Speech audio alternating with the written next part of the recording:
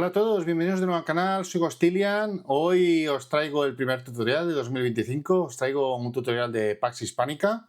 Deciros que este tutorial lo he hecho con la edición deluxe del juego, así que si tenéis la edición normal los componentes son un poco distintos, pero las reglas son exactamente las mismas, ningún problema. Deciros también, que os lo explico durante el tutorial también, porque he sido un poquito reiterativo, pero que este tutorial es de esos que, si vais a jugar una partida, está muy bien que lo veáis, os va a ser de mucha utilidad, pero una de las personas del grupo, aparte de verse este vídeo, se tiene que leer el manual del juego, ¿vale? Es muy importante para tener localizadas las cosas, para aclarar conceptos. Puede ser antes o después de ver el vídeo, yo creo que es mejor que sea después de ver el vídeo, pero es importante que tengáis por la mano el manual y que alguien haya hecho una lectura completa. Así que nada, no me enrollo más y vamos a ver cómo se juega a Pax Hispánica. Empezamos este tutorial como hacemos habitualmente, viendo los componentes generales del juego. En este caso empezamos por el mapa, como veis, es un mapa del Caribe. Tenemos varias cosas en el tablero principal. Tenemos por un lado la línea de tiempo. Esto va a ser importante después para explicar las fases del turno y cómo está dividido por años y tal. No entrará en profundidad. Solo que sepáis que tenemos un loro para marcar en qué año estamos. Y tenemos una paloma de la paz que va a marcar la fecha de final. Que inicialmente podemos escoger la paz de Praga o la de Westfalia. Y eso va a marcar el inicio y el final de la partida. Tenemos las cartas de guarida que las tenemos sobre el tablero. Tenemos la zona de Europa y de piratería donde vamos a tener los barcos. Después veremos que hay una fase en la que esos barcos salen de esas casillas y hacen cosas. Y tenemos el mapa que tiene como unas regiones de tierra.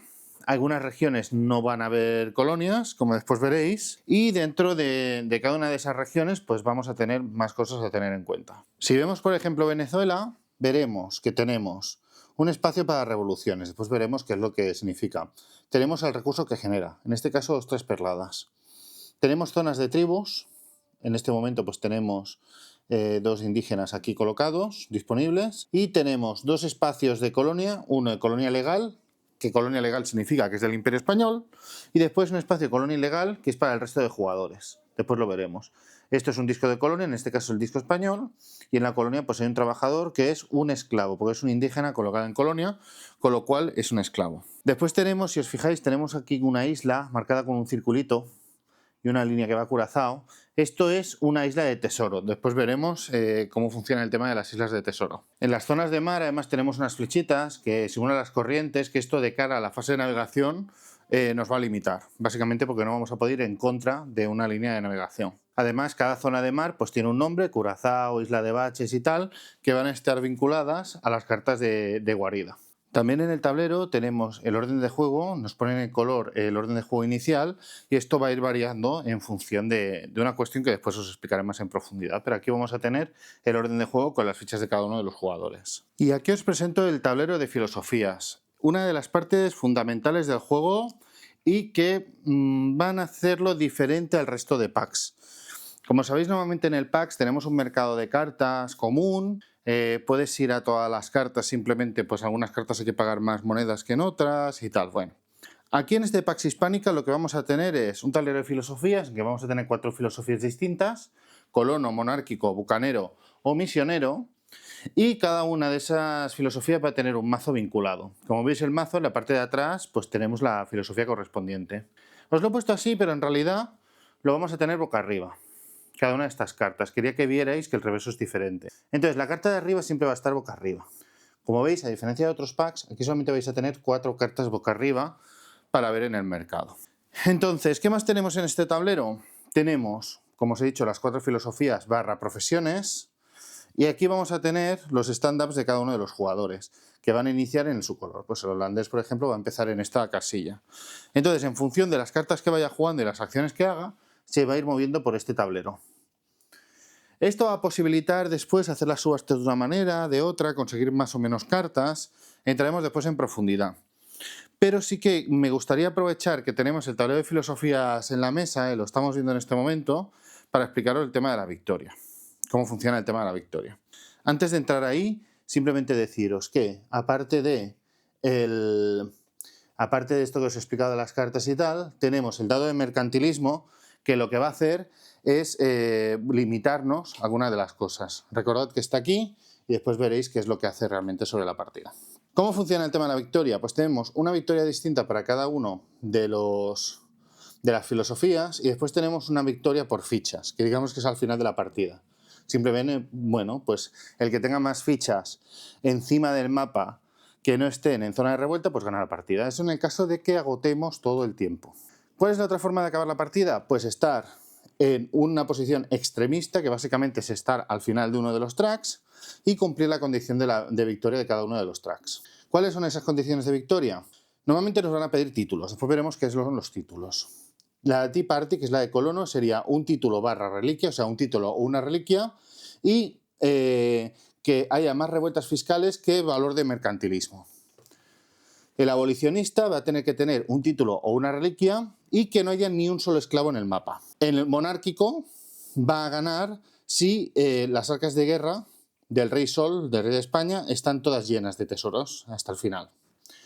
Y el patrón, que es digamos el pirata, tiene que tener 3 títulos o reliquias, serán 2 títulos o reliquias con 4 jugadores. Simplemente con eso ya ganaría la partida. Evidentemente son muchos títulos reliquias que tiene que conseguir. Y ahora vemos el tablero de jugador. El tablero de jugador, como veis, bastante sencillete en este juego. No digo que el juego sea sencillo, ya veréis que tiene bastantes historias. Pero bueno, en el tablero de jugador básicamente tenemos el nombre del personaje, una fotito del personaje, la habilidad especial del personaje, simplemente una habilidad cada uno, un texto de ambientación histórica, la influencia que tenemos actualmente, que nos va a limitar la mano y el número de acciones por carta, esto lo veremos después. Conforme vayamos colocando los discos, como veis, vamos a ir consiguiendo más o menos acciones. Y tenemos las Biblias, que nos limitan la expansión. Básicamente el número de cartas robadas en un robo de oficio. Recordad que el mercantilismo nos va a limitar la expansión y la influencia. Entonces, lo que sea más bajo es lo que nos va a marcar. O sea, nuestra expansión e influencia o el valor de mercantilismo. Como veis, bueno, si vamos colocando las Biblias, pues esto va subiendo. Tenemos también las arcas, que es donde vamos a poner el dinero, todo, las reliquias, todo lo que toque.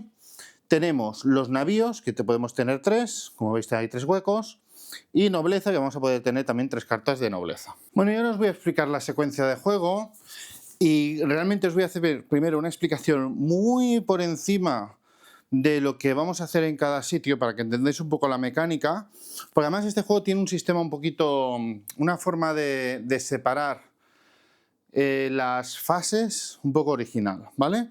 Entonces, como veis, esto es, por ejemplo, un rango de 4 años, digamos que cada 4 años se van a hacer las cosas. Ahora espero que lo sepa explicar bien para que lo entendáis.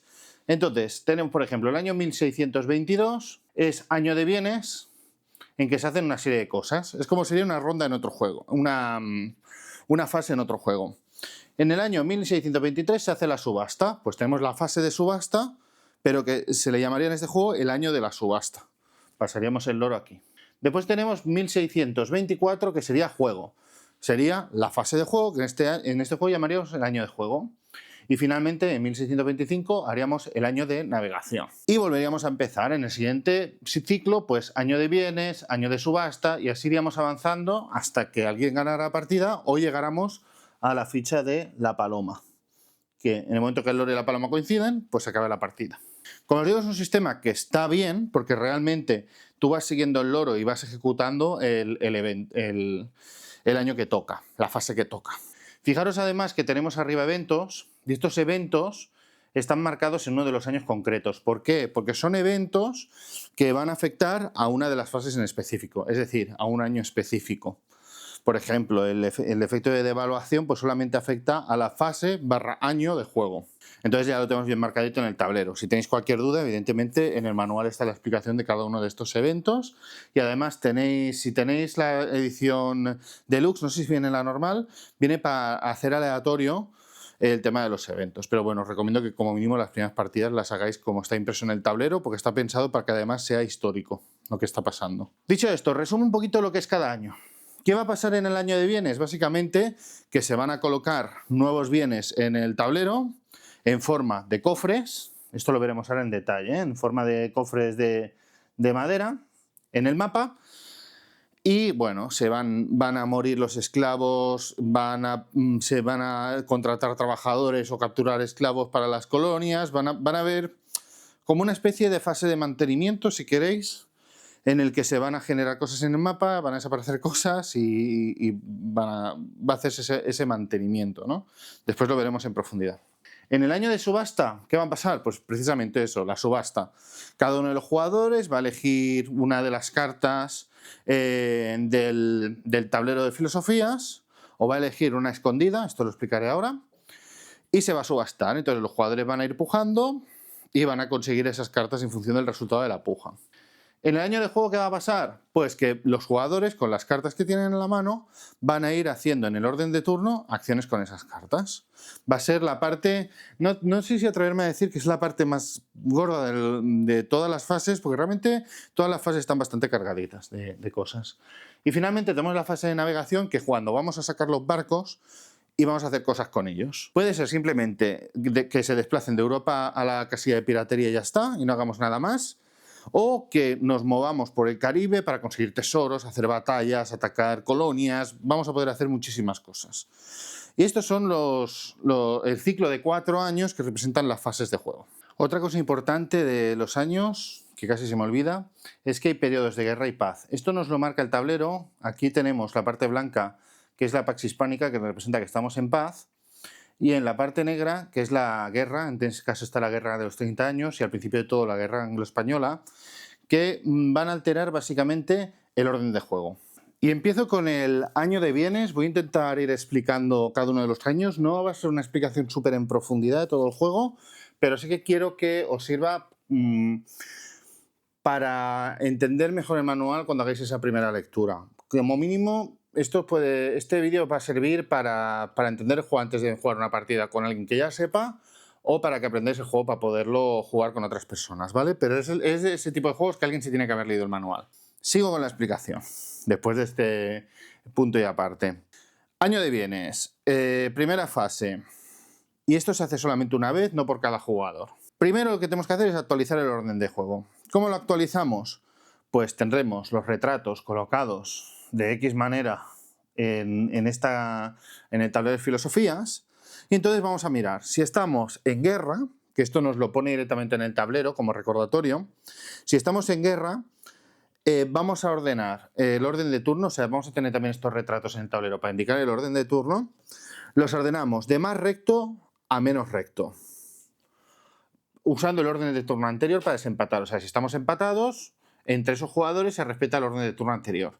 ¿Qué significa que sea el más recto o menos recto? Si os fijáis, aquí pone más recto, al otro lado es menos recto, digamos que habla de la religiosidad, y monárquico es el más leal y el menos leal el colono.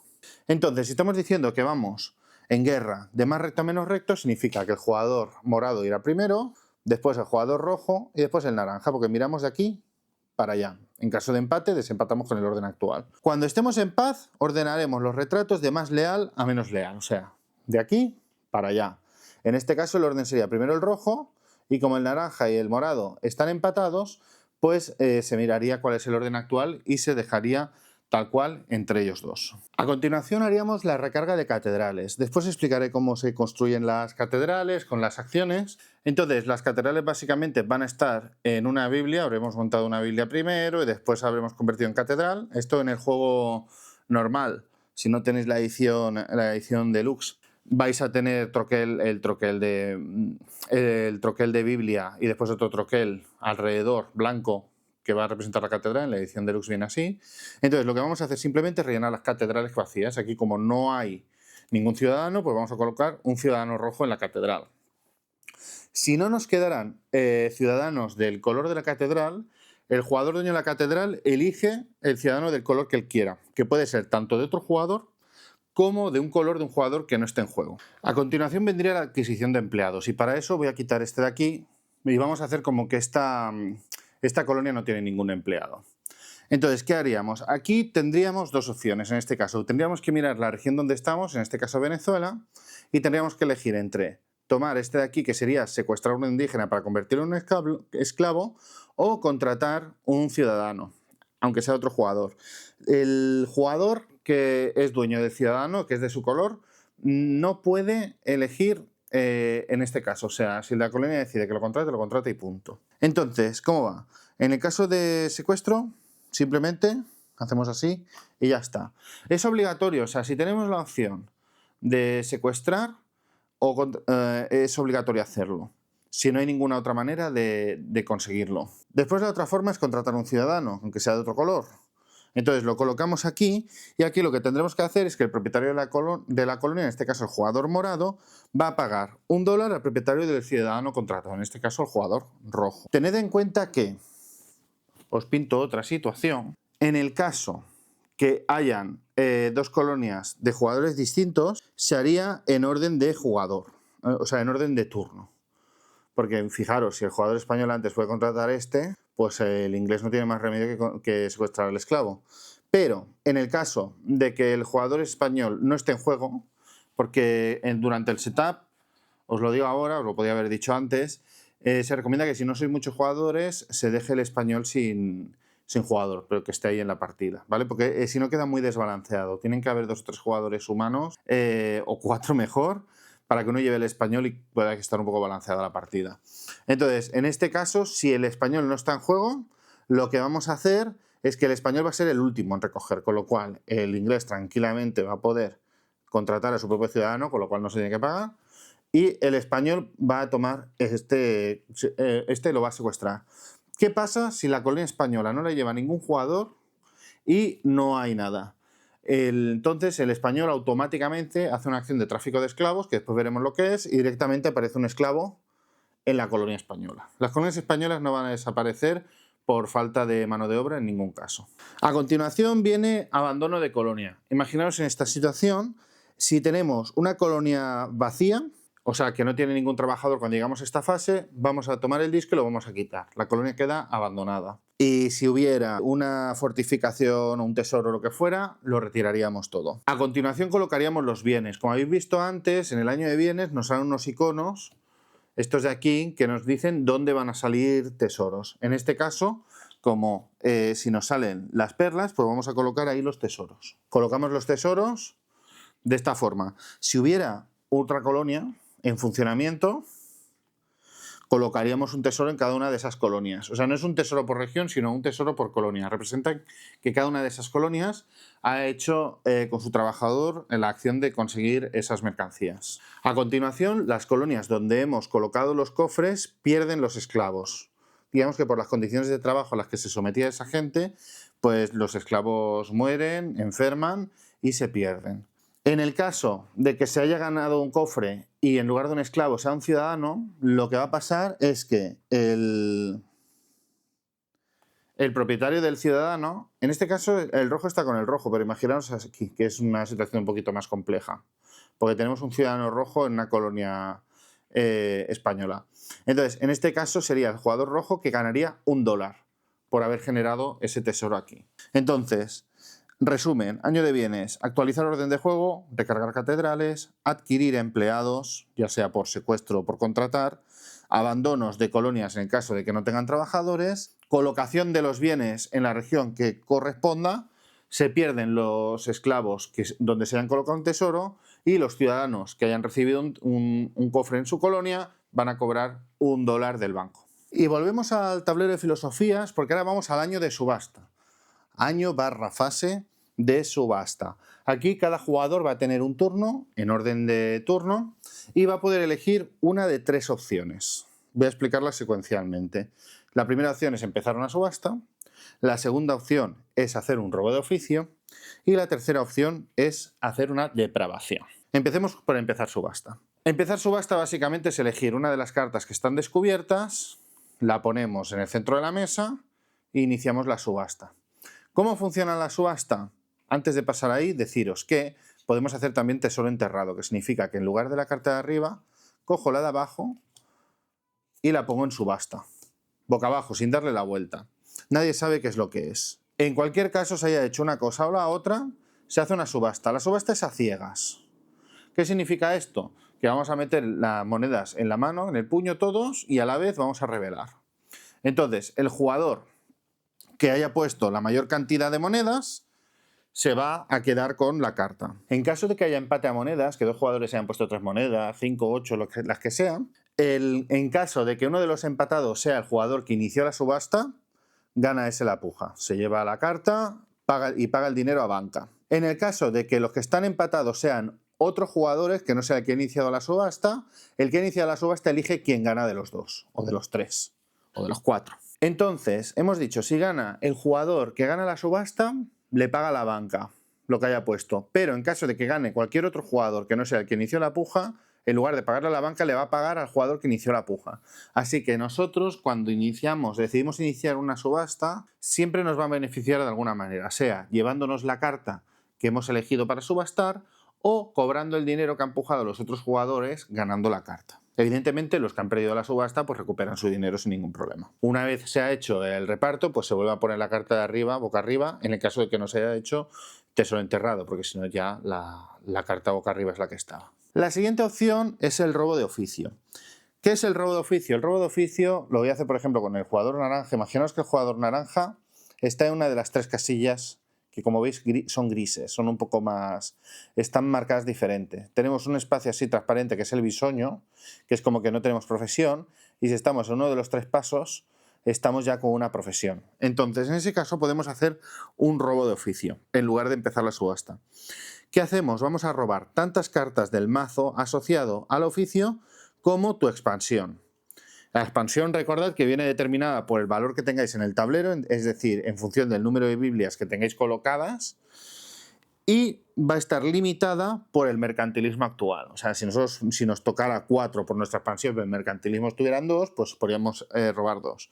¿Cómo lo haríamos? Pues en el caso del jugador naranja, si tuviera 3 de expansión y el mercantilismo estuvieran 4, por ejemplo, pues podría robar 3 cartas. Sería 1, 2 y 3. Y la siguiente carta pues la pondríamos boca arriba y el jugador holandés se llevaría estas 3 cartas. Evidentemente, una vez en su mano, pues ya podría mirarlas para tenerlas en cuenta de cara a la siguiente fase del juego. Esto es el robo de oficio. Como veis, es súper importante tener un oficio, intentar no estar en las casillas de bisoño para tener la opción de hacer el robo de oficio. Y después tenemos la depravación, que esto lo podemos elegir porque siempre vamos a poder hacer una subasta aunque no tengamos nada de dinero.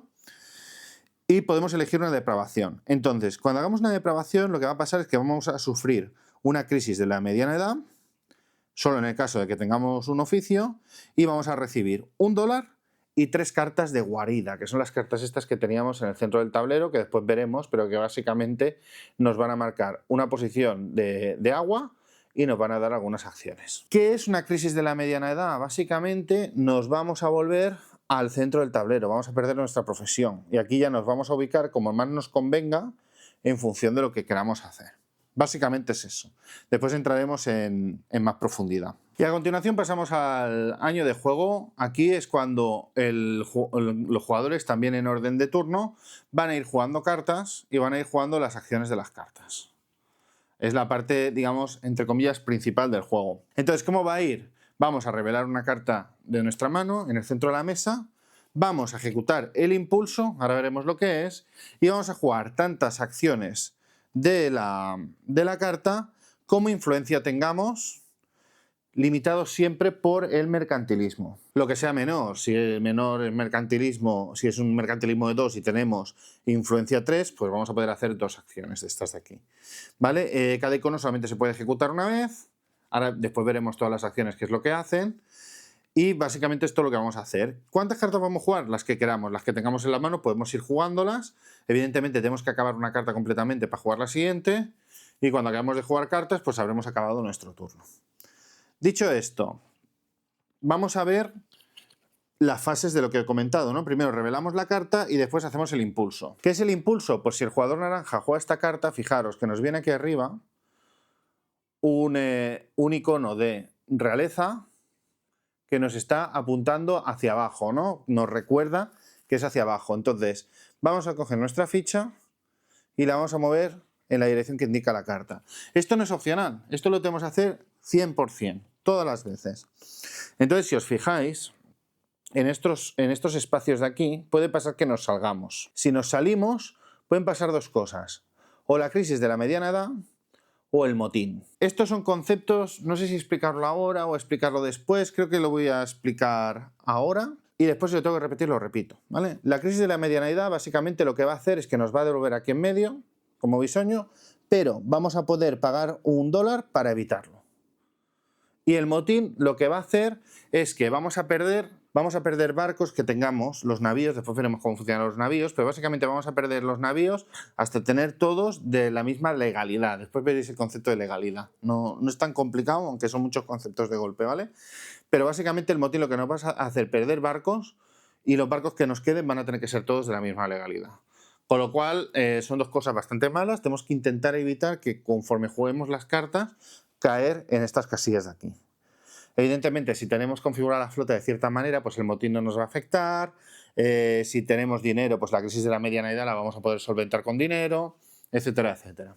Después de eso, como os decía, pues vamos a jugar las acciones de la carta. Hay mogollón de acciones. Lo que tenemos, con lo que nos viene con el juego, es la piedra de Rosetta, que nos vienen todas las acciones con lo que hace cada una de ellas. Después haremos un repasito por las acciones, no sé si todas, o por lo menos las más importantes, y es parte del core del juego. Y a continuación vamos a hacer las acciones de ancla. Hay algunas acciones que tienen un ancla que significan que esa carta la vamos a colocar en nuestro tablero de jugador. En este caso es un navío contrabandista y lo vamos a colocar aquí en navío. También tenemos las de nobleza, que son básicamente del mazo de realeza, y cuando hagamos la acción de ancla, que es al final de todo, pues la vamos a colocar aquí. Fijaros que el ancla de nobleza puede ser Biblia o puede ser un rosco de estos de colonia, ¿no? Entonces, cuando coloquemos estas cartas, vamos a coger de aquí una Biblia, la vamos a colocar aquí, o vamos a coger un disco y lo vamos a colocar aquí. Nos va a constar como si estuviera colocado en el mapa, pero las vamos a tener aquí. Aquí las cartas de realeza sí que lo voy a explicar más tarde, qué es lo que hacen, pero básicamente quiero que entendáis que esta es la forma de conseguir barcos. Cuando hagamos esto vamos a poner un barco en nuestra flota. Los barcos son estas figuritas de aquí. Deciros que siempre aquí no tiene pérdida porque la flota siempre va a tener que ir junta, con lo cual vamos a colocar el barco nuevo donde tengamos el resto, o si no lo vamos a colocar en piratería. Cada vez que coloquemos un barco en piratería vamos a robar una carta de guarida. Pero bueno, a anotación. Ya os digo que tampoco quiero entrar en profundidad a explicarlo todo. Y después la de realeza, sí que es importante que tengáis en cuenta que para anclar cartas de realeza tenemos que cumplir con la condición. Aquí si os fijáis tenemos dos cosas, que es la condición que dice asiento, que es el título, dice más leal. ¿Qué significa eso? Que tenemos que ser el jugador más leal de la partida.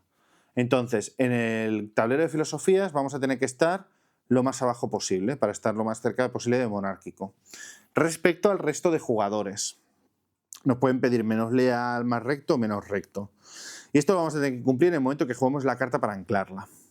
Y después, cuando tengamos títulos, arriba tenemos una regla que rompemos. En este caso, el asiento que hace tu buque insignia puede declarar cualquier legalidad para todo el año de navegación. Pues son como poderes que vamos a ir desbloqueando.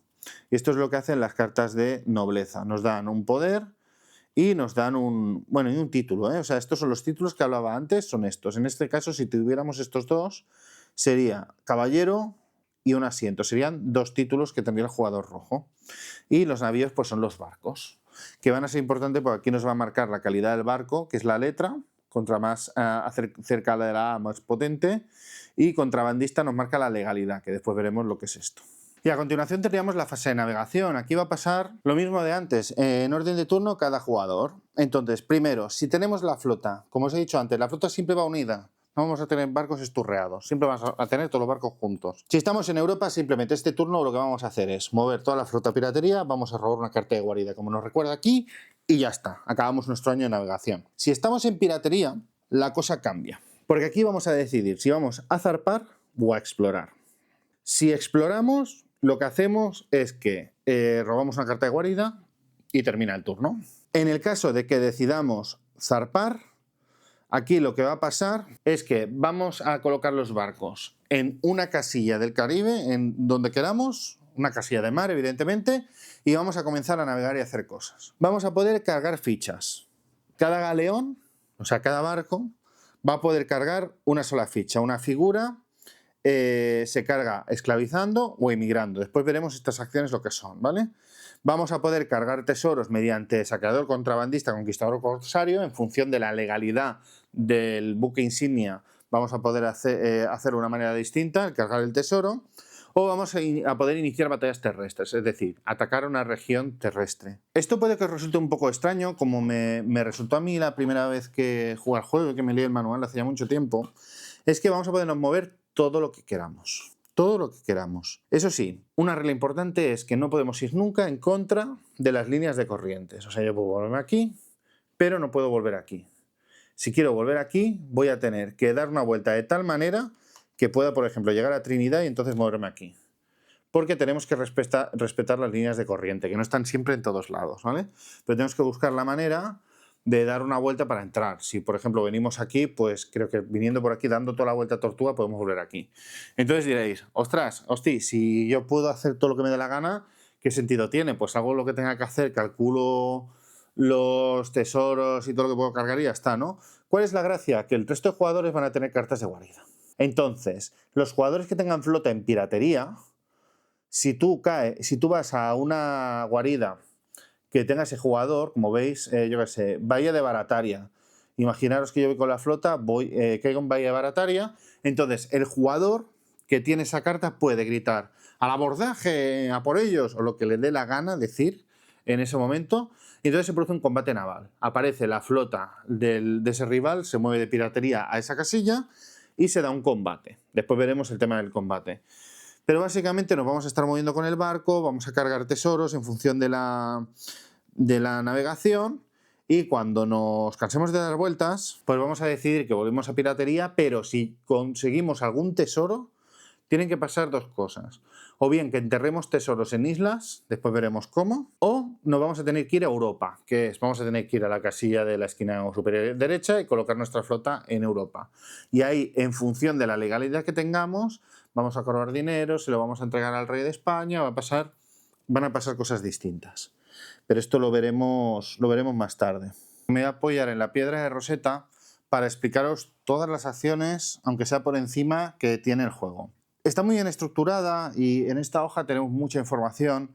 Yo quizás hubiese metido 2 o 3 hojitas de estas en la caja, porque va a ser de consulta recurrente, pero bueno, tenemos una, es con la que vamos a tener que ir trabajando durante toda la partida. Entonces, ¿qué tenemos? En las cartas de guarida nos pueden aparecer estos iconos de aquí, estos 3. Como veis, es matrimonio peninsular, que básicamente cuando juguemos como acción, cuando jugamos cartas, para jugar como acción podemos jugar tanto las cartas de oficio como cartas de guarida también. Si tenemos una carta de guarida la podemos jugar y jugar la acción o acciones de la carta. Entonces, matrimonio peninsular, te mueves a una casilla vacía de matrimonio de cualquier oficio. Veréis que los oficios tienen el icono de los 2 anillos, nos podemos mover a cualquiera de los 4. Con esta acción. Después tenemos romance, muévete a cualquier otra casilla vacía de bisoño. En este caso, volveríamos a una casilla vacía de bisoño. Diréis, ostras, qué tontería. No, no es ninguna tontería porque muchas veces vamos a tener que jugar cartas que tienen un movimiento de impulso que a lo mejor nos puede perjudicar donde estamos, y moviéndonos con estas acciones pueden ayudar a que ajustemos la posición para que ese movimiento de impulso que nos podía perjudicar y hacernos caer en un motín o ir a un sitio donde no queríamos ir, nos corrijan y nos lleven a un sitio que nos interese, ¿no? Esto ya os digo que es una cosa que se va viendo con la práctica. Y después tenemos el duelo, que básicamente sería intercambiar la posición del tablero de filosofías con un retrato adyacente. Fijaros, os voy a poner ejemplos. Deciros que lo del duelo, si nosotros estamos así y este jugador tiene un impulso a la izquierda, automáticamente se produce un duelo y se intercambian las posiciones, ¿vale? Esto creo que no lo había explicado bien. Entonces, si yo uso una carta de duelo, una acción de duelo, automáticamente puedo hacer esto con un jugador que tenga adyacente, sin tener un impulso hacia esa posición. Vosotros imaginaos que soy el jugador morado, estoy aquí, mirad, estoy aquí y tengo, mira, fíjate, estamos aquí y tengo un impulso a la izquierda. Y esa carta la tengo que jugar sí o sí, el impulso a la izquierda.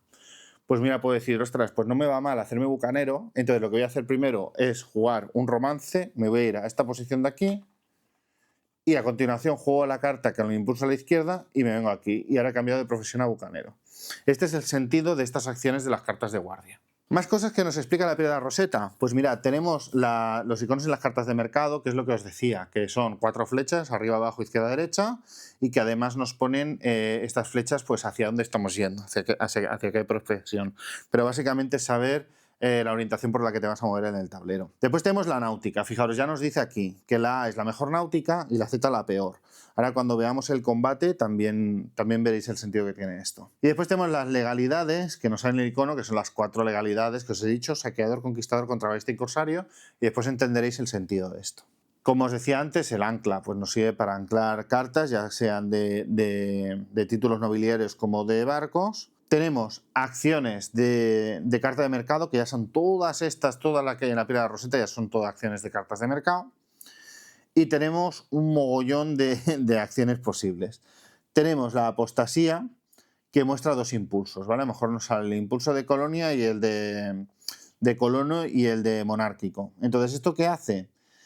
Los jugadores que tengan cartas de ambos impulsos en su tablero de jugador van a descartar todas las cartas de uno de ellos. O sea, obligas a todos los jugadores, incluido a ti mismo, a elegir uno o el otro. Van a ser siempre los opuestos, o sea, o colono o monarca, o bucanero y misionero. Entonces, cartas en tablero, ¿cuáles son? Pues la de títulos y las de navíos. Entonces, aquí puede ser una bomba atómica, porque si un jugador ha ido poniendo cartas opuestas, pues con una carta de estas le puedes hacer bastante daño. Otra cosa que tendréis en cuenta cuando llevéis un par o tres de partidas es intentar no anclar cartas que sean diametralmente opuestas, precisamente para que no os jueguen la apostasía. Tenemos la armada. La armada es un poco especial porque lo que hace es que te dice que si tienes menos de 3 navíos, robas la carta superior del mazo de navíos y la anclas sin aplicar impulso. Y sin acciones ni nada, directamente coges el barco, pum, lo anclas, ganas el barco, lo colocas y robas una carta de guarida. Eso es lo que haces en el momento que juegas armado. Después tenemos Biblia, y este sí que me gustaría explicároslo junto con la acción de catedral, que lo tenemos aquí abajo explicado más súper bien, que es la acción de alfabetización. La Biblia lo que va a hacer es que vamos a colocar una Biblia bajo un indígena en una tribu para crear una parroquia. Es decir, imaginaros que elegimos este indígena del Delta Macuro y somos el jugador rojo, ¿no? Y decimos, vale, pues vamos a colocar una parroquia con el icono de Biblia. Entonces, pues simplemente pues vamos a colocarlo aquí. Colocamos, si queréis, el personaje encima, y esto representa que ahí hay un misionero que está intentando evangelizar a esa tribu. Perfecto. ¿Cuál es el siguiente paso? Fijaros que sigue siendo de color blanco. Esto significa que sigue siendo indígena, por lo tanto lo pueden seguir secuestrando. Si nos secuestran a este indígena, esto se llama martirizar, porque además nos cargamos la Biblia de abajo. Es como que nos estamos cargando también a los religiosos que están intentando evangelizar a esa tribu. Entonces, ¿qué es lo lógico que viene después de la parroquia? La alfabetización. La alfabetización básicamente lo que hace es que cogemos una parroquia, convertimos al indígena en ciudadano del color correspondiente y añadimos una ficha de catedral. Entonces, en este caso, pues colocaríamos la catedral y cambiaríamos al indígena por un ciudadano.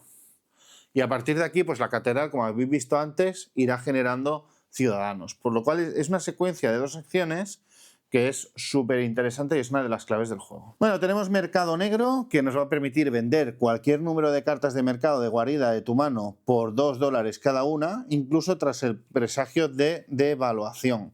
Normalmente podemos vender las cartas de la mano en cualquier momento por $1. Esta carta nos va a permitir venderlas por 2. Las de guarida normalmente no se pueden vender, pero con esta acción sí que las vamos a poder vender. Tened en cuenta una cosa, que en este juego casi todo es negociable con el resto de jugadores. Entonces, podéis vender las cartas también a otros jugadores sin problema. Te vendo la carta por tanto, toma, te la compro. Incluso en el momento que digáis vosotros, vendo esta carta por $1, te puede decir otro jugador, espérate, y hacerte una oferta, ¿vale? Esto se puede hacer perfectamente, no hay que decir, no, ya la he vendido, bueno. Puedes negociarlo antes de ejecutar la venta. Después tenemos la casa de contratación, que es otra acción. Mueve cualquier flota desde Europa a piratería. Su propietario roba una carta de guarida. Esto básicamente lo que hace es que vuelva la flota más rápido de Europa y no perdamos un turno entero de navegación en que la flota pase de Europa a la casilla de piratería, es decir, al Caribe. Después tenemos el disco, la acción de ficha. Colocamos un disco de colonia en cualquier espacio español, si eres el español, o en un espacio de asentamiento ilegal, si no eres español. También puedes fortificar una colonia si no estuviera fortificada. Es decir, imaginemos de nuevo que soy el jugador rojo, yo con la acción de disco puedo tomar un disco en mi tablero, y colocarlo en un espacio de colonia ilegal. Recordar que las colonias ilegales son las que no tienen color morado y las que tienen color morado son las colonias españolas. El español solo puede poner en los espacios de colonia española y el resto de jugadores tiene que colocar en asentamientos ilegales. No tiene otra. Entonces colocamos el disco.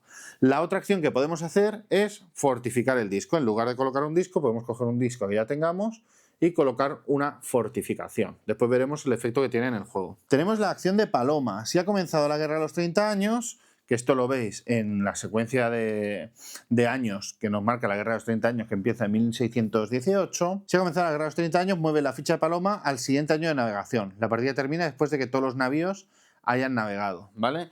Entonces, si hemos movido a la paloma de tal manera de que se va a acabar la partida, pues no, tenemos que esperar a que los navíos hayan hecho la navegación. Después tenemos la excomunión. Escogemos un jugador cuya suma de títulos y reliquias sea inferior a la tuya para que sufra una crisis de la mediana edad que no va a poder ser evitada pagando el dólar. Ya expliqué antes lo que era, creo que lo expliqué ya un par de veces, lo que es la crisis de la mediana edad. Después tenemos la guarida, que básicamente es robar una carta de acción del mazo, una carta de guarida del mazo guaridas, o si el mazo está vacío, de la mano de un jugador. Esto va a pasar siempre, ¿eh?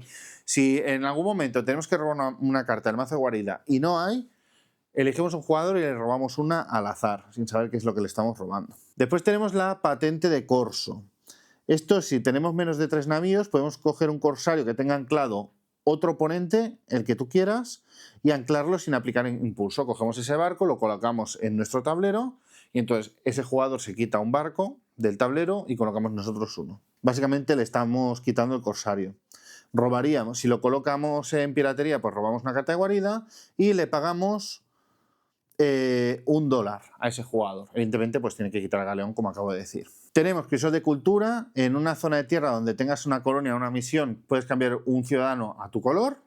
Esto es súper interesante. Tenemos la expansión nobiliaria, que ya la expliqué antes, que básicamente vamos a tapar este icono con la Biblia, en este caso, y vamos a colocarlo y ganar ese título, etcétera, etcétera. Tenemos la reliquia. Ojo, que la reliquia lo que vamos a hacer es una acción de ficha. Vamos a añadir una ficha de reliquia a una colonia cualquiera.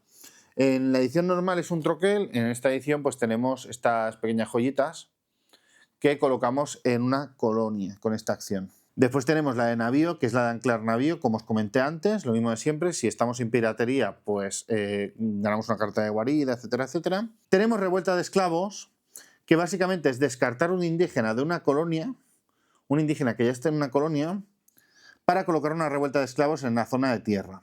Si ese espacio de revuelta está ocupado, colócala en una especie de revuelta vacío de tu elección. Esta acción sería básicamente, por ejemplo, en esta colonia española quitaríamos este esclavo y colocaríamos una revuelta en esta casilla. Si sacáramos, si hiciéramos la misma acción con esta casilla ocupada, pues quitaríamos el esclavo y colocaríamos la revuelta de esclavos en cualquier sitio del mapa que no tenga ocupada la casilla de revuelta de la zona de tierra. Tenemos la acción de tráfico de esclavos, que básicamente es colocar un indígena de la banca en una colonia vacía de tu elección. Influencia nobiliaria, que es lo que ya expliqué de la influencia, pero con una pastilla de colonia. Impuestos, robas de otro jugador $1 o una reliquia, lo que él decida, no tú. Ese jugador puede colocar una revuelta fiscal donde quiera. ¿Vale? Las revueltas fiscales básicamente están en el lado contrario de las revueltas de esclavos y son importantes para la victoria del colono.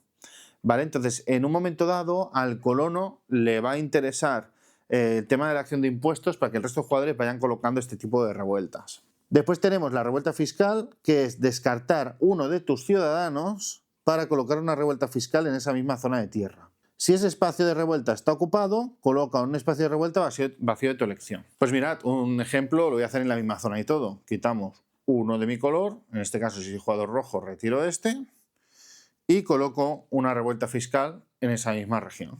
Y finalmente la acción de vudú lo que hace es que colocamos un indígena de la banca en un espacio de tribu vacío de tu elección, que son los espacios cuadrados. En la parte de abajo de la piedra de Rosetta tenemos el cuadrante de legalidad, que esto va a afectar a varias cosas. Os lo voy a explicar ahora, ¿vale? Y después voy a explicar el tema de la navegación, entonces quiero que os suene. Os daré ejemplos, pero aquí os lo voy a explicar todo. Entonces, ¿qué legalidad podemos tener? Podemos tener la legalidad saqueador, contrabandista, conquistador y corsario. Pero para muchas acciones, si es un puerto aliado, da igual la legalidad. ¿Qué es un puerto aliado? Una colonia de tu color que esté en una zona no rebelde. O sea, si hay rebeldes, no es un puerto aliado. O sea, colonia de tu color que no esté en una zona rebelde. Perfecto. Pues tenemos estas 5, digamos, legalidades. Las 4 que hemos dicho en función del buque insignia de la flota, que va a ser el que tengamos puesto encima del resto de barcos. Como os he dicho, nos va a marcar por esto, ¿veis? Saqueador. Pues si este es el buque insignia, pues la legalidad de nuestra flota es saqueadora. Vale. Vamos al tema. Tenemos 3 cosas que podemos hacer cuando vayamos con los barcos. Iniciar una batalla terrestre, podemos cargar un tesoro y finalmente descargar los tesoros. Descargar los tesoros cuando volvemos, digamos, a Europa. Entonces vamos a ir viendo cada una de las legalidades, cómo se hacen cada una de estas 3 cosas. Esto va a afectar, como veis, a la fase de navegación, pero es súper importante que esto lo tengamos por la mano. Aunque bueno, siempre tenemos la piedra de Rosetta para consultarlo. Pero bueno, van a ser las cosas que os vais a aprender bastante rápido en la primera partida. ¿Qué pasa si es un puerto aliado? Pues nos dicen, no puedes atacar ningún espacio con una ficha de tu color, incluso si la zona es rebelde. Con lo cual, ya sabemos que si hay una ficha de nuestro color, ya sea porque hay un ciudadano nuestro, o es una colonia nuestra, o es una parroquia nuestra y tal, no vamos a atacar. Con lo cual, no se pueden iniciar batallas terrestres. Cargar tesoro.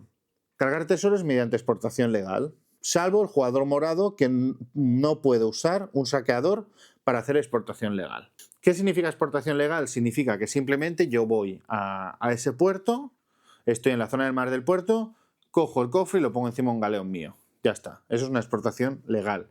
Ni tengo que pagar, ni tengo que hacer batallas, ni tengo que hacer nada raro. Ojo, que ya nos dice que el jugador morado, que es el español, no puede tener legalidad saqueador para hacer una exportación legal. Es la única excepción a la regla. Si eres saqueador y eres español, no puedes hacer exportación legal en tus puertos. Y finalmente, descargar tesoro. Todo el tesoro debe descargarse en Europa o en una isla válida. Como os decía, hay la opción de enterrar tesoros en las islas. Básicamente es ir a una isla y dejar el tesoro en una isla. Ese tesoro lo puede después recuperar cualquier jugador simplemente yendo a esa zona de mar y gastando una carta de guarida con el nombre de esa zona. Así que mucho cuidado con enterrar tesoros. Esto puede ser útil porque en función de la legalidad a lo mejor no nos interesa irnos con el tesoro a Europa. Entonces nos puede interesar en un momento dado dejar el tesoro enterrado para no llevárnoslo.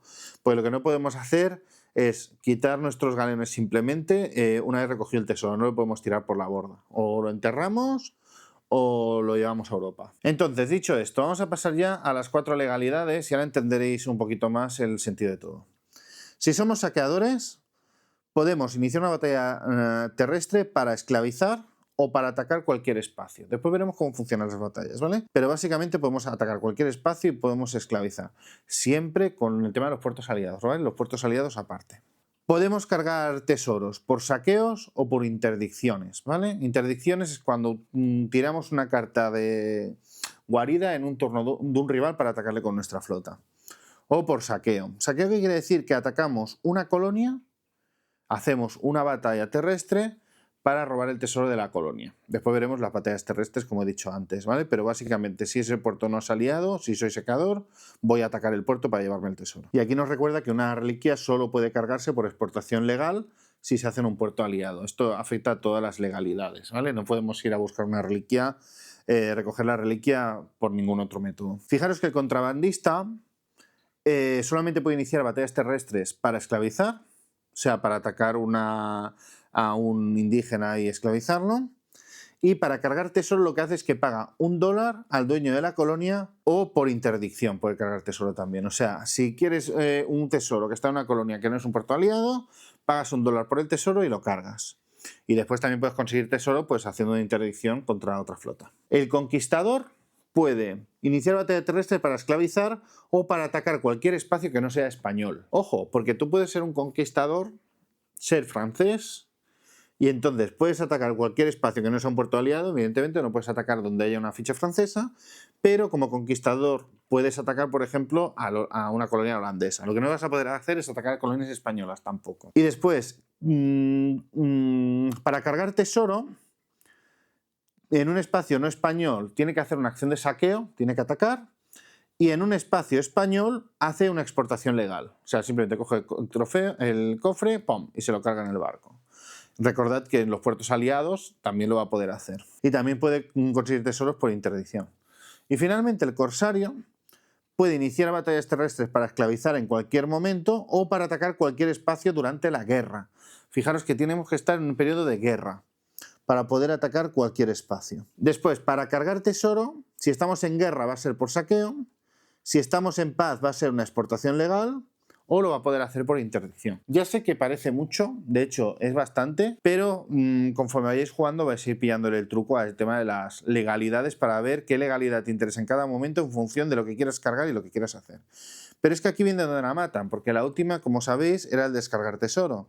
Y aquí Portaliado nos decía, no, esto tienes que descargar siempre en Europa o entrar a una isla. Pero si vamos a Europa, ¿qué es lo que pasa? Pues aquí tenemos que ver las legalidades. Fijaros, el saqueador y el contrabandista van a ganar 4 dólares por cada cofre y el dinero va directo a tus arcas y el cofre se descarta. Pero el conquistador y el corsario lo que van a hacer es que todos los cofres van a las arcas de guerra del rey de España, que son las que teníamos aquí en el tablero de filosofías, que recordad que cuenta para la victoria del monárquico, y solo vamos a cobrar 2 por cada cofre. Además, si hacemos esto, pues vamos a poder ajustar el dado de mercantilismo, uno hacia arriba o uno hacia abajo. Va a ser la única manera de ajustar el dado de mercantilismo. Y después también nos dice que cada reliquia puede ir a tus arcas como 8 dólares o como una reliquia, o a las arcas de guerra como 2 cofres. Aquí ya eliges, o sea, la reliquia siempre vas a poder elegir si se lo das al Rey Sol como 2 cofres, o si cobras el dinero, o si te quedas la reliquia. Recordad que la reliquia equivale a un título de cara a la victoria. Bueno, pues ahora voy a explicaros lo que son los ataques y las batallas terrestres que se dan en la aeronavegación. Como os recuerdo, pues tú te puedes ir moviendo con el barco, cargando cofres. Yo que sé, si tengo un cofre aquí en mi colonia, como es un puerto aliado, pues puedo montar un cofre en uno de los galeones y podría ir haciendo esto, moviéndome y haciendo cosas mientras que no estén llenos los galeones. En el momento que tengo los galeones llenos, pues ya está, ¿no? Me voy para Europa y rezo porque no haya ningún otro jugador que me haga interdicción, que eso entraremos después. Entonces, lo dicho, yo aquí, por ejemplo, no podría atacar de ninguna manera ni con ninguna legalidad a ninguno de los 2 espacios, porque una colonia es mía y la otra es una colonia española, pero hay un ciudadano mío. En el caso de que estuviéramos así, en función de la legalidad, podría atacar a la colonia española. Imaginaros que la colonia española tiene un cofre, yo ya he recogido un cofre de la mía, pero quiero cargar también el cofre español. Y en este caso, pues lo que os decía antes, si fuera un conquistador lo podría cargar sin problema, porque es una colonia española, y si fuera un contrabandista podría pagar $1 para cargarlo. El corsario, en función de la época, podría hacer una cosa u otra, y el saqueador pues tendría que hacer un saqueo, ¿vale? Si se tiene que producir un saqueo, pues iniciaremos una batalla terrestre. ¿Cómo van las batallas terrestres? Deciros que el límite de ataques que podemos hacer por ronda de navegación es igual al número de galeones. Si tenemos 2 galeones, en toda fase de navegación podemos hacer como mucho 2 ataques, no podemos hacer más. Y deciros que las batallas de esclavización, que sería, por ejemplo, imaginaos que estamos en este espacio de mar, podemos atacar a esta tribu para llevarnos este esclavo en el galeón, porque nos interesa desembarcar una colonia nuestra o lo que sea, ¿vale? No podemos iniciarlo si no es que hay una colonia vacía, que no tenga trabajador, o sea, no podemos secuestrar por secuestrar. Si secuestramos es porque lo vamos a llevar a una colonia vacía y lo vamos a descargar. Si no, no podemos secuestrarlo. Imaginaos, decido dar batalla a esta colonia española porque me quiero llevar el cofre. Tenemos que tener en cuenta la fuerza que tienen ambos bandos. Entonces, fuerza igual a 1. Las revueltas, tanto de esclavos como fiscales, colonias, ciudadanos, galeones y Biblias francesas, porque las Biblias francesas sí que tienen fuerza, las otras no, tienen un punto de fuerza, las sumamos. ¿Vale? Pues en este caso, imaginaros, si yo ataco aquí, en esta zona yo tengo 2 puntos de fuerza por los galeones, un punto de fuerza por la colonia que está en el mismo sitio y otro punto de fuerza por el ciudadano. Tengo 4 puntos de fuerza. Y el que tiene un punto de fuerza, si el español tuviera una fortificación, vamos a ponérselo, tendría un punto de fuerza adicional, con lo cual tendría 2 puntos de fuerza el español. Ojo, porque aquí puede pasar lo siguiente, y aquí se pone más interesante aún. Imaginaros que el jugador francés tiene un ciudadano aquí. Pues este ciudadano aportaría un punto de fuerza a la colonia. Si fueran esclavos, no. Los esclavos no pueden aportar fuerza, pero los ciudadanos sí.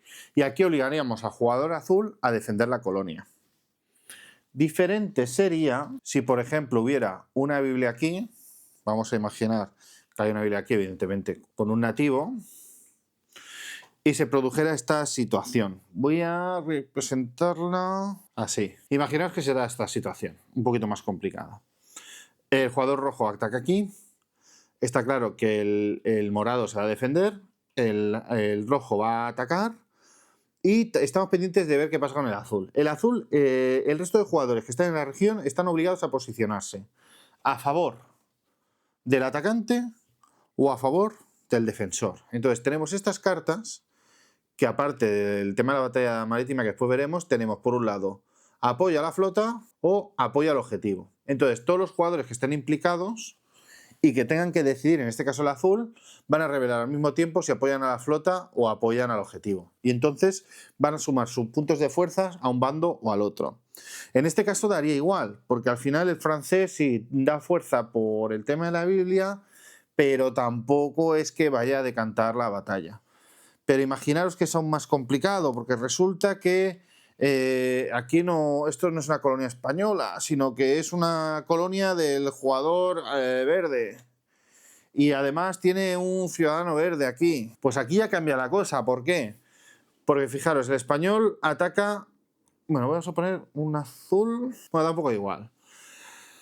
El rojo ataca al jugador morado se defiende con 3. Aquí no tendría sentido porque ya el rojo lo tendría un poco perdido, pero bueno, imaginaos, el rojo ataca aquí.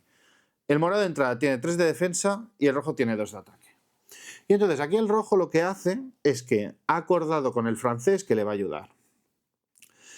Y el verde no sabemos qué va a hacer. Si el francés le ayuda, son 2 y 2, 4. Contra 3 ganaría. Pero si el jugador verde apoya al español, se produciría un empate. Entonces aquí pues se darían circunstancias, pese a que el francés haya dicho, sí, yo al español lo apoyo. Igualmente el francés, o sea, el azul y el verde tienen que enseñar las cartas. Y ninguna regla dice que estén obligados a cumplir los acuerdos. Con lo cual el francés le ha podido decir el azul le ha podido decir al rojo, sí, te voy a apoyar, pero después al enseñar la carta, ¡pum!, a lo mejor lo traiciona y apoyan todos estos jugadores al español, con lo cual el rojo se pega una hostia tremenda. Es súper chulo porque no hay tirada de dados, pero en función de cómo estén las regiones y los jugadores que hayan y los valores, pues van a hacer que esto vaya a cambiar bastante. Sobre todo tener en cuenta esto, si el refugiado, o sea, si los ciudadanos, si esto estuviera así, la situación sería un poco distinta. Sería un poco distinta. Porque claro, aquí ¿qué pasa? Que el rojo está atacando a esta casilla, tiene 3 de defensa igual, pero está atacando al jugador azul. Con lo cual el jugador azul va a defender aquí sí o sí, no tiene elección el jugador azul. Con lo cual 1, 2, 3, 4, ya son 4 de defensa. El ciudadano morado también va a apoyar, con lo cual ya no son 4, ya son 5. Aquí ya no podría, el rojo ni siquiera podría plantarse a atacar, porque aunque tuviera el apoyo del verde no lo llegaría.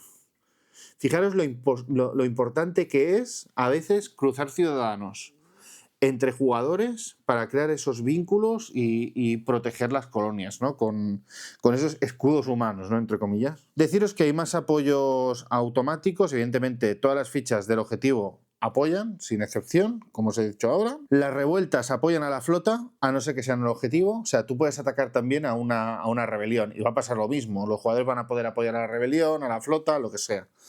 Entonces, salvo que se ataque directamente a una rebelión, van a apoyar a la flota. O sea, una ficha de rebelión, en este caso aquí en Venezuela, daría apoyo a la flota que está atacando. Los indígenas siempre tienen una fuerza de 0 y no apoyan a ningún bando. Las fichas de jugadores que no estén en juego siempre apoyan al objetivo, ¿vale? Si, por ejemplo, el jugador amarillo no está en juego y el jugador español decidió poner una ficha amarilla aquí, en la catedral que sea, y lo trajo aquí, pues este amarillo siempre va a dar apoyo al objetivo. Y las fichas que no sean revueltas ni sean del objetivo apoyarán al bando que su propietario decida. Si su color no está en juego, apoyan al objetivo, ¿vale? Es lo que os decía. Revelamos las cartas de batalla y calculamos la fuerza, incluyendo los aliados. La mayor gana, en caso de empate, gana el objetivo. Si hay empate, gana el objetivo. O sea, en caso de empate, gana el defensor, para que nos entendamos. ¿Qué pasa si hay una victoria de la flota? Pasan un mogollón de cosas, ¿vale? Vamos a imaginarnos que esto está así, que ha habido un ataque, el español... Vale, digamos que ha habido un ataque y hemos conseguido ganar al español, ¿vale? Apoya el francés y el verde al atacante y hemos ganado. ¿Qué va a pasar primero? Si tiene tesoro y hay algún galeón sin carga, se carga el tesoro sobre el galeón. Si no lo hay, el tesoro se descarta. Como tenemos espacio, lo cargamos. Si no, el tesoro lo tiraríamos a la basura. Cargamos el tesoro. ¿Qué más? Saqueamos el disco de una colonia saqueada sin fortificación y la habilidad de una misión saqueada, pues podríamos atacar misiones también. Se descartan a los tableros de jugador. ¿Vale? Si hubiésemos atacado aquí, esto se descartaría. Pero como es una colonia fortificada, lo que haremos es descartar solamente la fortificación. Incluso no se perdería tampoco un empleado de la colonia, simplemente la fortificación. Nos da como una segunda vida a la colonia. Si derrotásemos a una revuelta, la descartaríamos y iría a la banca. El ciudadano, si hubiera un ciudadano, descartaríamos el ciudadano a la reserva de su propietario y esto generaría una revuelta fiscal en la región. Imaginaos que no hay revuelta fiscal y aquí hubiera un ciudadano, pues el ciudadano lo descartaríamos y a menos que el propietario de ese ciudadano, del ciudadano, no de la colonia, pague un rescate de $1 al atacante, se generaría una revuelta fiscal en esa región. Si el refugiado no tiene dueño porque se ha elegido un color que no está en juego, pues la banca automáticamente pagaría ese $1. Si esto fuera contra indígenas, imaginaros que, yo qué sé, estamos atacando a los indígenas en esta región, lo que pasaríamos es que cogeríamos el indígena y lo colocaríamos aquí en el barco. Entonces tendríamos que ir a alguna colonia para descargar a ese indígena como esclavo. Además, también podría el atacante liberar. Imaginaros esta situación. Hemos cargado el tesoro, nos cargamos, ya nos habíamos cargado ante la fortificación, nos cargamos esta colonia y entonces este esclavo lo podríamos liberar a un espacio de tribu o lo podríamos descartar para generar una rebelión de esclavos en la región. Tenemos esas dos opciones. Y lo dicho, si la casilla esta está ocupada, pues evidentemente lo colocaríamos en otra región. Si ganara el objetivo, en este caso si ganara el español, imaginaros que se ha producido el ataque, estos dos han dado apoyo al español y ha perdido la flota. En este caso lo que pasaría es que se descartaría una ficha de galeón a elección del propietario junto con la carta de buque insignia. Si hubiera un exceso de carga, o sea, si estuvieran los dos barcos cargados, pues se perdería la carga. Entonces, perderíamos siempre el buque insignia. No podemos elegir el buque que perdemos. Con lo cual podría haber un cambio de legalidad. Una nota sobre el tema de las revueltas. ¿Qué implica que una zona sea rebelde? Implica cuatro cosas. Primero, no podemos secuestrar en una zona con una ficha de rebeldía. Primero tenemos que atacar y destruir la ficha de rebeldía, porque es la única forma de hacerlo, con un ataque terrestre. Cancelamos puertos aliados. Una colonia en una zona rebelde nunca es un puerto aliado, pero va a seguir produciendo cofres, así que el jugador español aquí, por ejemplo, no podría recoger cofres porque hay una rebelión. No se consideraría un puerto aliado a esos efectos.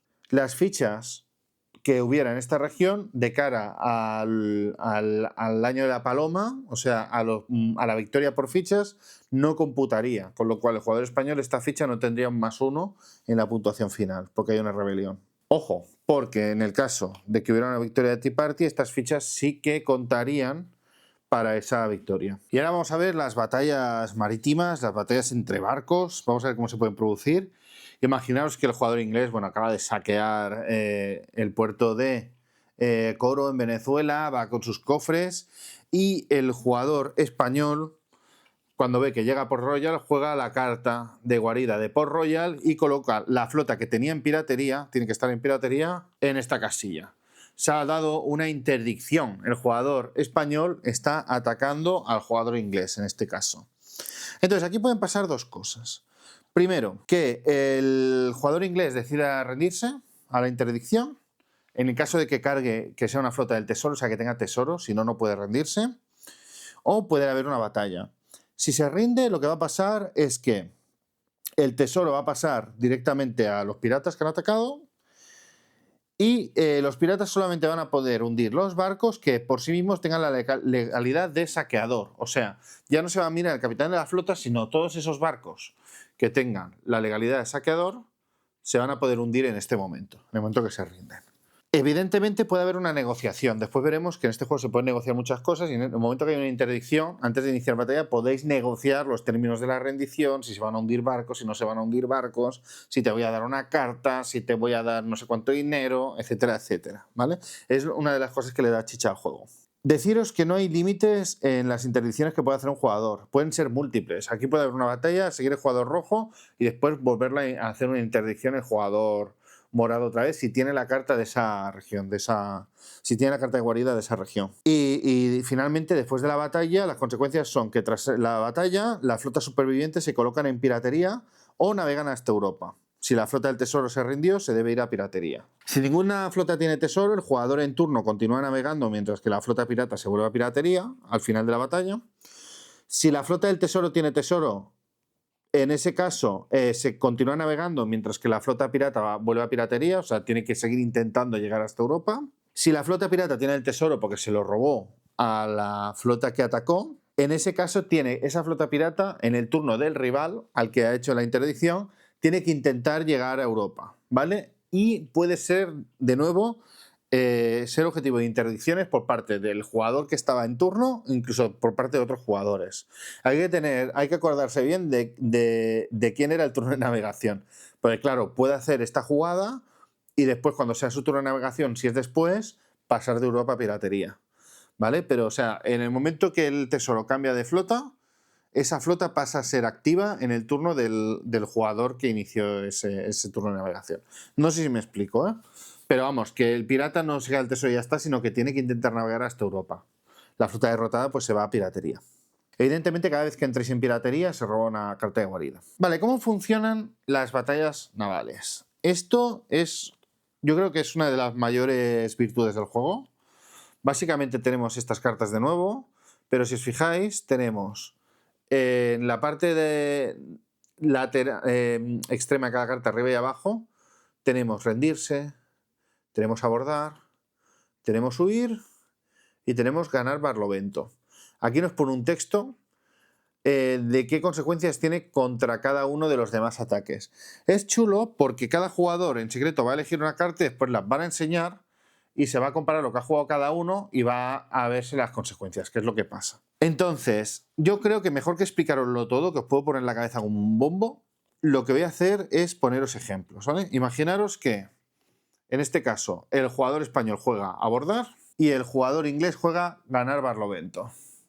Entonces nos dice, abordar contra ganar Barlovento. La mejor náutica hunde el buque insignia del oponente. Si los piratas tienen los mismos o más navíos, roban la carga. Fácil, ¿no? ¿Cuál era la mejor náutica? Pues recordad, se mira el capitán, o sea, el barco insignia, y la letra esta, si es la A es la mejor, la Z es la peor, y entre medias pues miramos, una E gana una F, por ejemplo. Pues nos está diciendo que en este caso, si es abordar contra ganar Barlovento, la mejor náutica hunde el barco insignia del oponente. Si los piratas tienen más navíos, después roban la carga. Imaginaros que es el caso, hunden un barco inglés, pues pueden robar la carga sin ningún problema. Otra situación que se puede dar, pues imaginaros.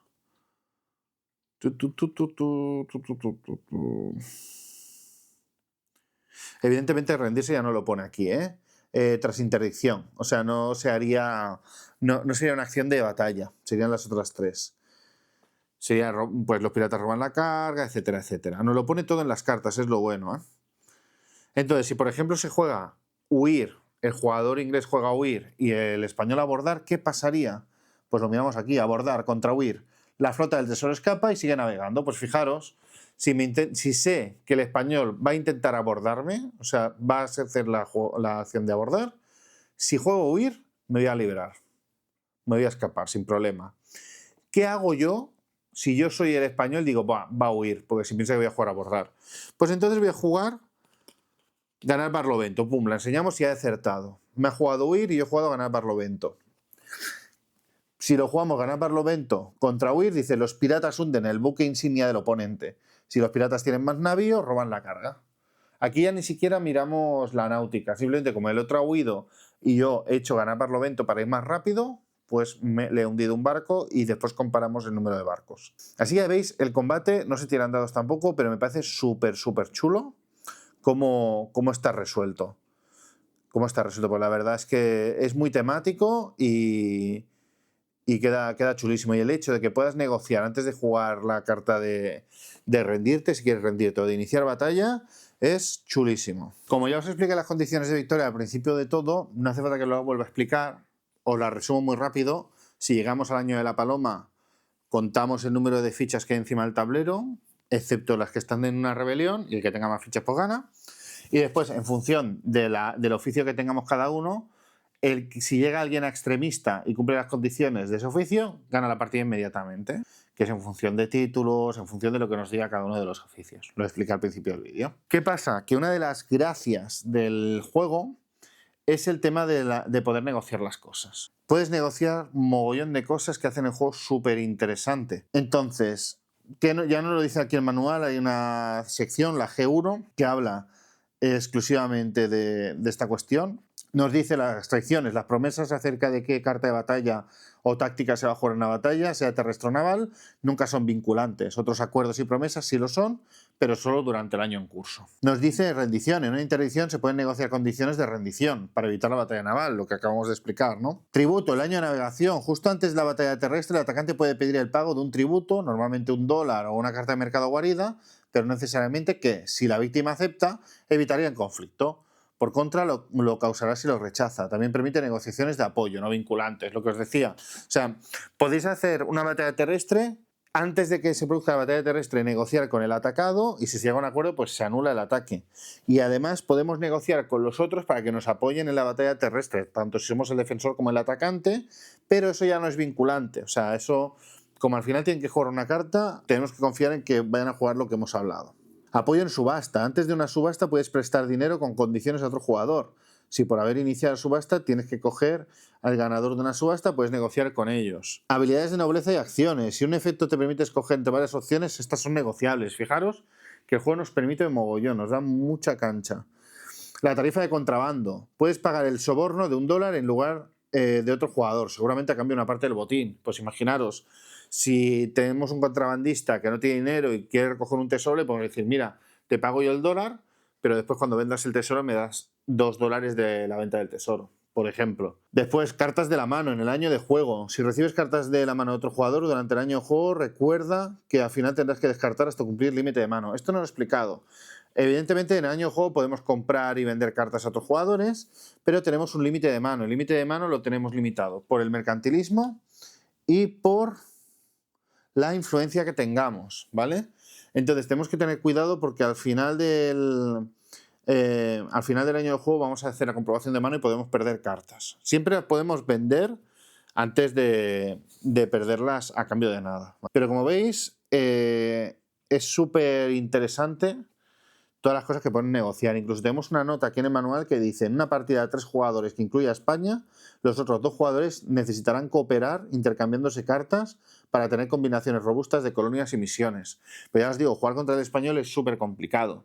Si jugáis 2 jugadores, el español va a tener lo que llevar nadie. O sea, va a tener que ir solo. No lo puede llevar uno de los jugadores.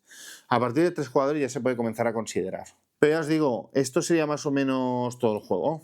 Pues hasta aquí el vídeo de hoy. Espero que os haya resultado interesante este Pax Hispánica. Espero que este vídeo sea de utilidad para entender cómo se juega este Pax Hispánica, para aproximaros un poco el juego. Espero no haber cometido demasiados errores. Si he cometido algún error lo ponéis en los comentarios. Si tenéis alguna duda me lo ponéis también en los comentarios. Y cualquier cosa que pueda resultar de interés o que queráis compartir conmigo, pues ya sabéis, a los comentarios. Así que nada, espero que os haya gustado y nos vemos en el próximo vídeo. ¡Hasta luego!